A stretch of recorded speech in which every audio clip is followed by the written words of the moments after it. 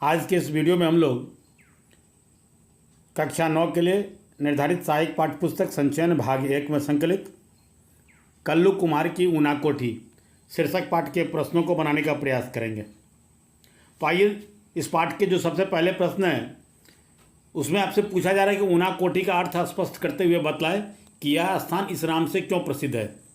तो इसके जवाब में आप लिखेंगे ऊना कोठी का अर्थ है कोटि में एक कम, अर्थात 1 करोड़ में एक कम। ऊना कोठी शैव भक्तों का प्रमुख धार्मिक स्थलों में से एक है। भगवान शिव की 1 करोड़ में एक कम मूर्तियां यहाँ हैं। यह जगह त्रिपुरा के घने जंगल और पहाड़ों के बीच स्थित है। ऊना कोठी में यत्र तत्र केवल देवी देवताओं से भरा है, अर्थात ऊना कोठी यत्र तत्र केवल देवी देवताओं से भरा है। इन मूर्तियों को कल्लू नाम के एक कुम्हार ने बनाया था। यहाँ कल्लू कुम्हार के संबंध में आदिवासियों के बीच एक कथा प्रचलित है। कहते हैं कल्लू माता पार्वती और भगवान शिव का बहुत बड़ा भक्त था। वह भगवान शिव के साथ कैलाश पर्वत पर ही निवास करना चाहता था। उसके जिद और माता पार्वती के दबाव पर भगवान शिव ने इस शर्त पर उसे कैलाश ले जाने के लिए तैयार हुए कि यदि वह एक ही रात में उनकी 1 करोड़ मूर्तियां बना लेगा तो उसे वे अपने साथ कैलाश ले चलेंगे। कल्लू अपने धुन का पक्का था। वह पूरी रात भगवान शिव की मूर्तियां बनाता रहा। सुबह होने तक उसने जितनी मूर्तियां बनाई वह 1 करोड़ में एक कम थी। इसलिए भगवान शिव ने शर्त के अनुसार उसे वहीं अपनी मूर्तियों के साथ छोड़ दिए। 1 करोड़ में एक कम मूर्तियों के कारण ही उस स्थान का नाम ऊना कोठी पड़ा। क्लियर? अब इसके अगले सवाल हैं कि पाठ के संदर्भ में ऊना कोठी में स्थित गंगा अवतरण की कथा को अपने शब्दों में लिखिए। तो इसके जवाब में आप लिखेंगे कि प्राचीन काल से गंगा अवतरण की एक कथा प्रचलित है, जिसके अनुसार किसी समय भागीरथ नाम के एक राजा हुए थे। पृथ्वी को पाप मुक्त करने के लिए उन्होंने गंगा को प्रसन्न किया। गंगा धरती पर आने के लिए तैयार हो गई, पर उसके वेग से धरती पाताल लोक में न चली जाए, इसके लिए भगवान शिव से भी उन्होंने उनके द्वारा प्रार्थना की गई, राजा भागीरथ के द्वारा। जिसके बाद भगवान शिव ने गंगा को अपनी जटाओं में धारण कर उसे धीरे धीरे पृथ्वी पर आने दिया। इसी घटना को ऊना कोठी में चित्रों के माध्यम से दर्शाया गया है। क्लियर?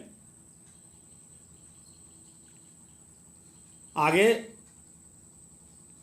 जो प्रश्न है उसमें आपसे पूछा जा रहा है कि कल्लू कुम्हार का नाम ऊना कोठी से किस प्रकार जुड़ गया है। तो इसके जवाब में आप लिखेंगे ऊना कोठी देवी देवताओं की मूर्तियों के लिए प्रसिद्ध है। वहाँ भगवान शिव की आधार मूर्तियाँ तो संभवतः भारत की सबसे बड़ी आधार मूर्ति है। इसे बनाने वाले का नाम आधिकारिक तौर पर तो पता नहीं है, लेकिन वहाँ के स्थानीय आदिवासियों के अनुसार उसको बनाने वाले का नाम कल्लू कुम्हार नाम का एक व्यक्ति था। वह पार्वती और शिव का एक बड़ा भक्त था। वह भगवान शिव के साथ कैलाश पर निवास करना चाहता था। उसके जिद के दबाव पर भगवान शिव ने एक शर्त पर उसे कैलाश ले जाने के लिए तैयार हुए कि वह 1 रात में ही यदि उनकी 1 करोड़ मूर्तियां बना लेगा तो वे उसे अपने साथ कैलाश ले चलेंगे। कल्लू अपने धुन का पक्का था। वह पूरी रात शिव की मूर्तियां बनाता रहा। सुबह होने तक 1 करोड़ में एक कम मूर्तियां ही बन पाई।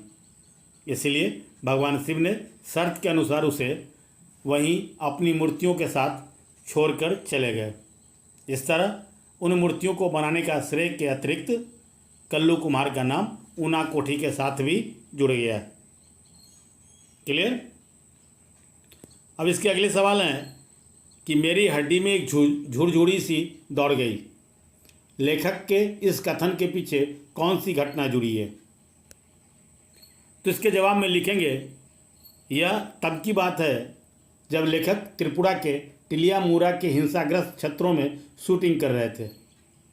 उनके साथ चल रहे सीआरपीएफ के एक जवान ने जब अचानक उनसे एक और इशारा करते हुए कहा कि 2 दिन पहले ही यहीं हमारा एक जवान विद्रोहियों के द्वारा मार डाला गया था, यह सुनकर लेखक की रीढ़ की हड्डी में झुरझुरी सी दौड़ गई। अर्थात वे यह सुनकर काफ़ी घबरा अथवा डर से गए थे। क्लियर? अब इसके अगले सवाल हैं कि त्रिपुरा बहुधार्मिक समाज का उदाहरण कैसे बना? तो इसके जवाब में आप लिखेंगे, त्रिपुरा बहुधार्मिक समाज का एक अनुपम उदाहरण है। यहाँ हिंदू, बौद्ध, मुसलमान और ईसाई के अतिरिक्त अन्य धर्मावलंबी सभी एक साथ रहते हैं।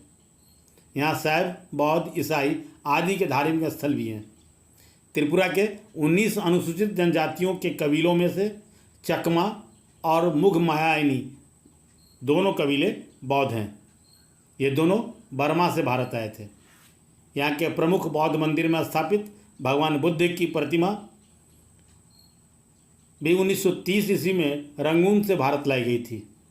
हालांकि कभी कभी बाहरी लोगों के आने के कारण कुछ समस्याएं भी होती हैं, फिर भी त्रिपुरा बहुधार्मिक समाज का एक बेहतर उदाहरण को प्रस्तुत करता है। क्लियर? अब इसके अगले सवाल हैं कि टिलियामुरा कस्बे में लेखक का परिचय किन 2 प्रमुख हस्तियों से हुआ? समाज कल्याण के कार्यों में उनका क्या योगदान था? तो इसके जवाब में आप लिखेंगे, टिलियामुरा के उस कस्बे में लेखक की मुलाकात वहाँ के लोकगीत गायक हेमंत कुमार जमातिया और रेडियो गायिका मंजू ऋषिदास से हुई थी। हेमंत कुमार जमातिया जिला परिषद के सदस्य भी थे। वे यहाँ के सामाजिक कार्यों में भी जुड़े थे, सामाजिक कार्यों से भी जुड़े हुए थे, जबकि मंजू ऋषिदास एक रेडियो गायिका थी। वह अपनी गायकी के अतिरिक्त स्थानीय नगर पंचायत में अपने वार्ड का प्रतिनिधित्व भी करती थी। क्लियर? अब इसके अगले सवाल हैं कि कैलाश शहर के जिलाधिकारी ने आलू की खेती के विषय में लेखक को क्या जानकारी दी? तो इसके जवाब में आप लिखेंगे, कैलाश शहर के जिलाधिकारी जो मुख्यतः केरल के निवासी थे, उन्होंने लेखक को बताया कि टरू पोटैटो सीड्स अर्थात TPS की खेती में त्रिपुरा के उत्तरी जिलों में किस प्रकार सफलता मिली।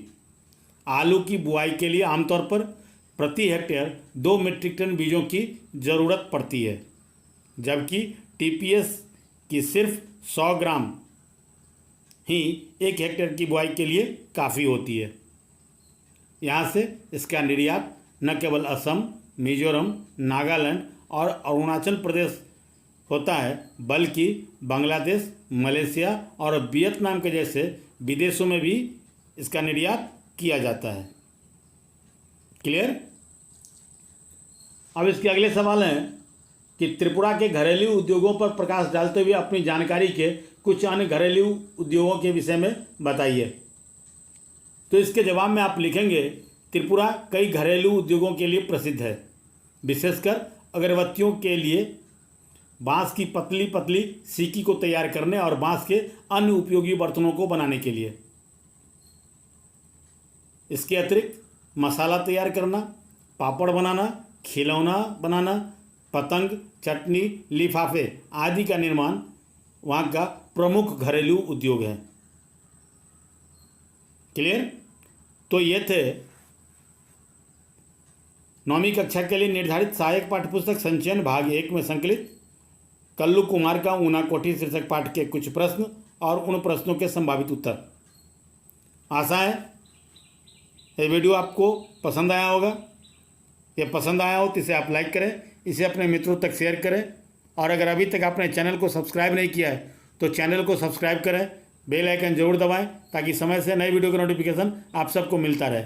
आप देखते रहिए हिंदी ट्यूटोरियल क्लासेस। धन्यवाद।